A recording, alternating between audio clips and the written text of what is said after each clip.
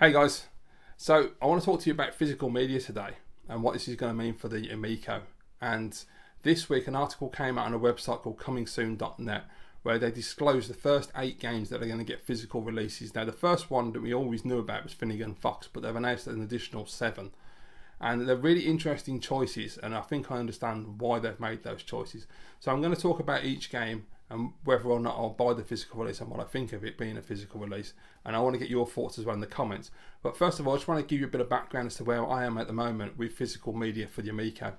So I used to be quite a decent retro game collector. I've had some good collections in the past. For example, I had 120 boxed, near enough mint American Super Nintendo games at one point back in 2014.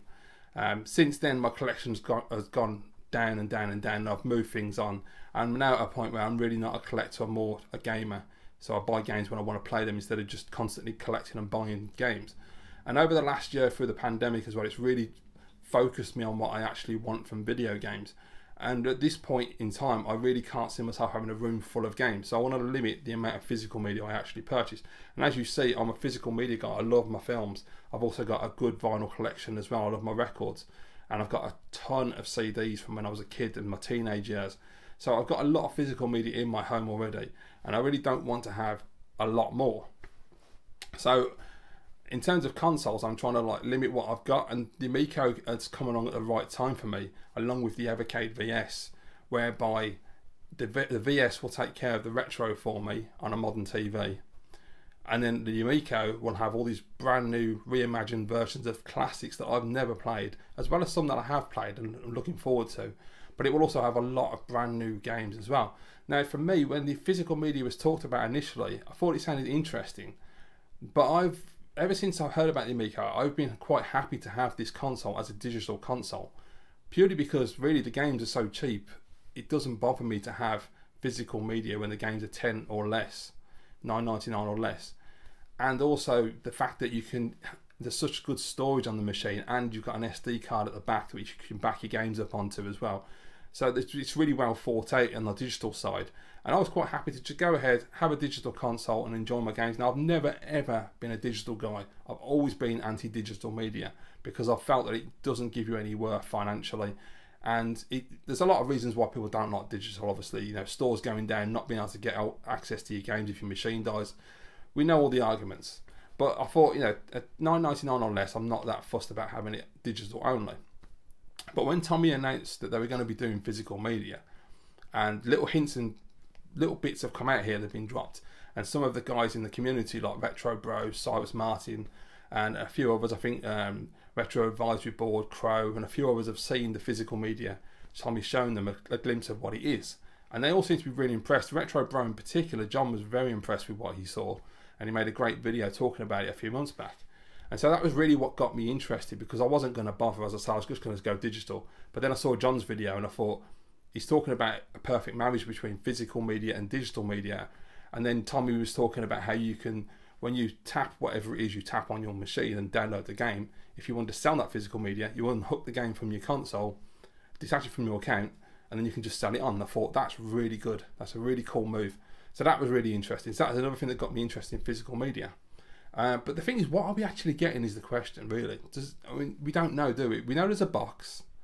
We know that there's no manual in the box. And we know that there's going to be something in the box that has an RFID, or at least it's what we're all assuming anyway, that you tap on the console and it downloads the game.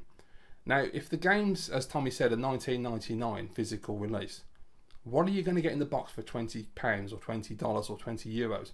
That's what I don't understand, because I'm thinking, what can they possibly give us that makes it a good value proposition for us as consumers, but also they can make profit on?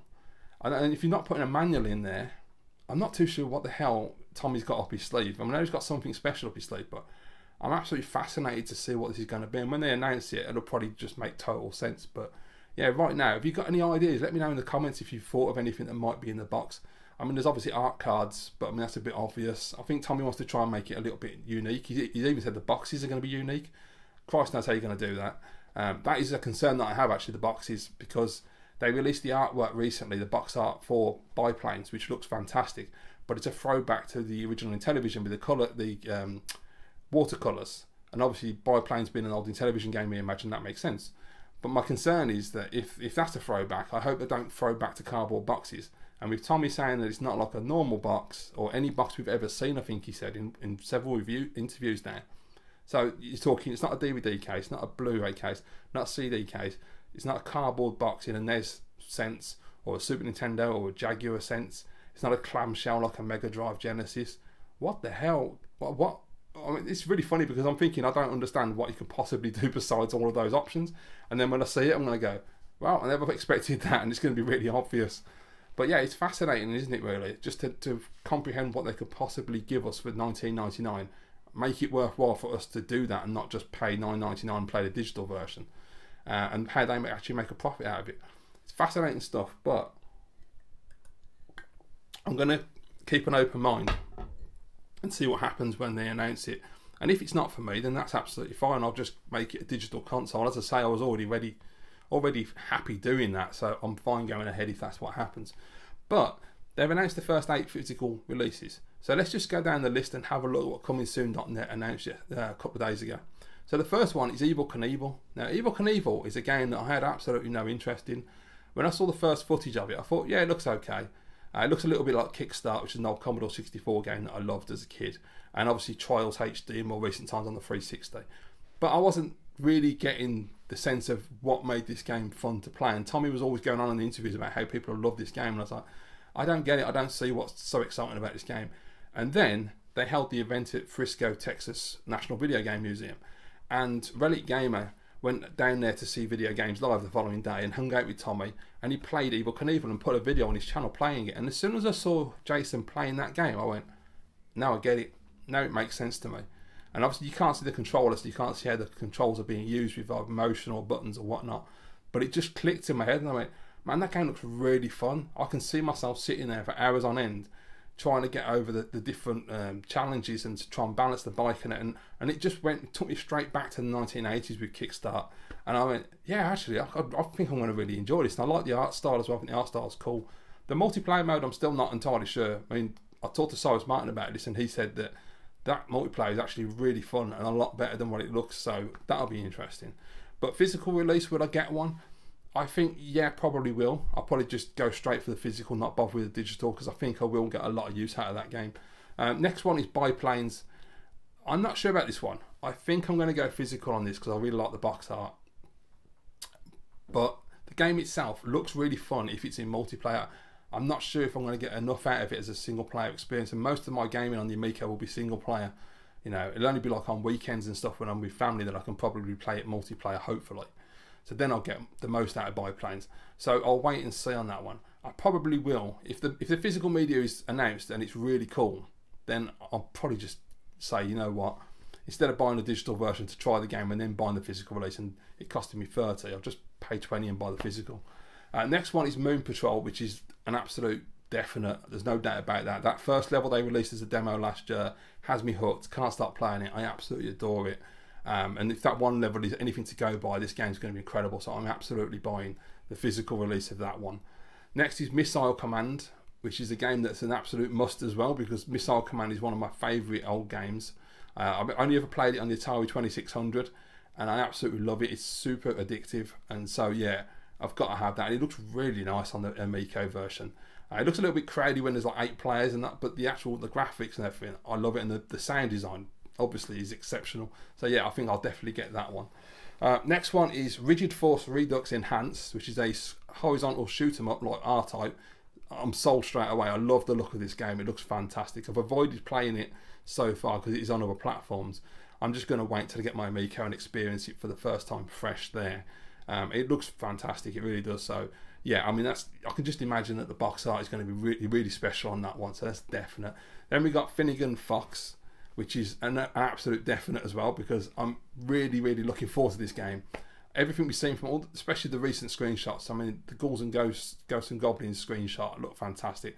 I still love the fall or autumn area. That looks amazing. The game looks great. It's just right up my street with those 16-bit classic platforms like Castle of Illusion, Crackshot, World of Illusion, those kind of games. So yeah, I'm 100% buying the physical media for that one. I'm not even going to bother getting the digital version. If, of course, as I say, the physical media is something I'm interested in.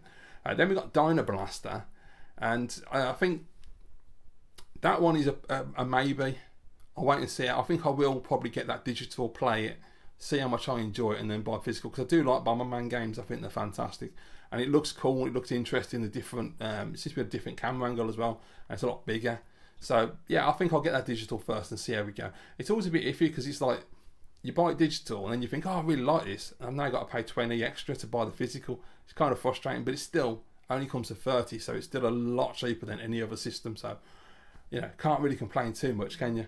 And then we've got Brain Duel, which is an interesting one. I wasn't expecting this one on there.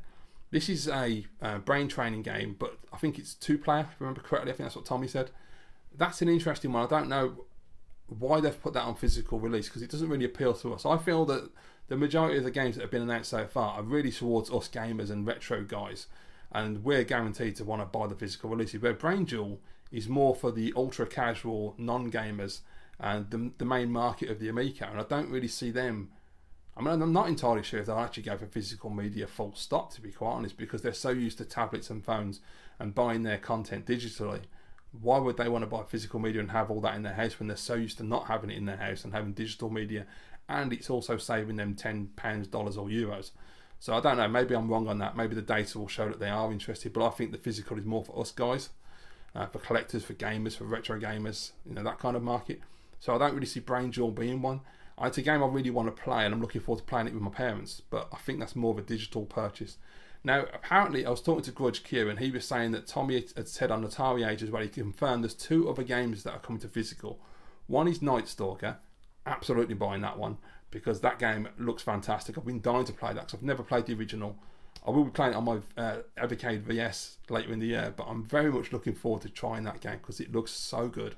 And the music and the graphics and the gameplay, it just looks like my kind of game, and I can imagine that box art is going to be stellar. So yes, I will buy that one. And then the second one is Cloudy Mountain, which is a game that I'm probably going to buy digital.